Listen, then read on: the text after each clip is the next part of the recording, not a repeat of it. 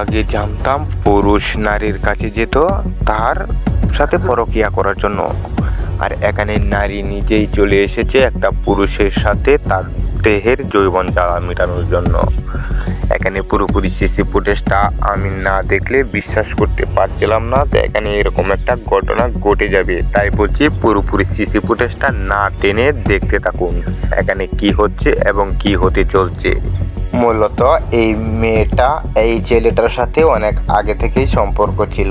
মেয়েটার স্বামী প্রবাস থাকে, সেজন্যই এই ছেলেটার সাথে সম্পর্কে জড়িয়ে পড়ে এরকম একটা ঘটনা ছেলেটার সাথে ঘটাইতে বাধ্য হয়েছে। মূলত মেয়েটার স্বামী প্রবাস থাকার কারণে সপ্তাহের পর সপ্তাহ চলে যায়, মাসের পর মাস চলে যায়, মেয়েটার সাথে কোনো যোগাযোগ করে না। সেই জন্য মেয়েটা রাগে এরকম কূপ হয়ে একটা পথ বেছে নেওয়ার জন্য সে নিজেই দায়ী হয়ে যায়।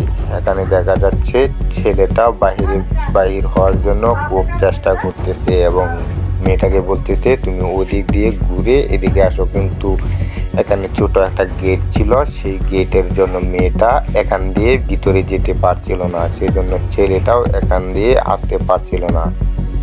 তাই এরকম করে ভিতর থেকে বাইরে আসার জন্য খুব চেষ্টা করতেছে। ছেলেটা আসলেই অবিবাহিত, মেয়েটা ছিল বিবাহিত, সেজন্য ছেলেটা পরের গাছের মধু খাওয়ার জন্য এরকমভাবে আপ্রাণ চেষ্টা করে দেখেন, মানে খুব কষ্ট করে ভিতর থেকে বাহিরে এসেছে। এখন আবার দেখতেছেন খুব মেয়েটা মানে দরদ দেখিয়ে তার মুখ মুছে দেওয়ার জন্য খুব চেষ্টা করতেছে। এরই প্রতিদান দিচ্ছে ছেলেটা। ওই ছেলেটা জোরপূর্বক ওড়নাটাও মেয়েটার কেড়ে নেয়, কিন্তু এরকম ঘটনা দেখার জন্য আমি কখনোই প্রস্তুত ছিলাম না। এখানে দেখা যাচ্ছে জোর করে মেয়েটার সাথে কি যেন করতে চাচ্ছে। এখন প্রশ্ন হলো এখানে সিসিটিভি ফুটেজ কিভাবে এলো? মূলত এখানে বড় একটা বিল্ডিং এর কাজ করতেছে, সেজন্য এখানে সিসিটিভি ফুটেজ লাগানো হয়েছে যাতে করে চোর কোনোভাবেই কোনো কিছু চুরি করে না নিতে পারে। সেই সিসিটিভি ফুটেজে ধরা পড়ে গেল এরকম একটা নজরবিহীন ঘটনা।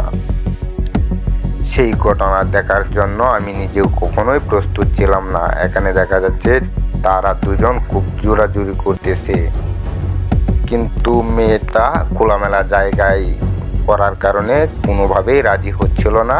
এক পর্যায়ে মেয়েটা রাগে চলে যাওয়ার জন্য খুব চেষ্টা করতেছিল, কিন্তু ছেলেটা জোরপূর্বক মেয়েটাকে টেনে আবার এনে এখানেই বলতেছে এরকম একটা কাজ করার জন্য, কিন্তু মেয়েটা কোনোভাবে রাজি না হওয়াতে বারবার চলে যাচ্ছে। মূলত আমরা এই সিসিটিভি ফুটেজটা বানিয়েছি বাস্তব চালচিত্রের সাথে মিল রেখে। কেউ এই সিসিটিভি ফুটেজটা সিরিয়াসলি নেবেন না।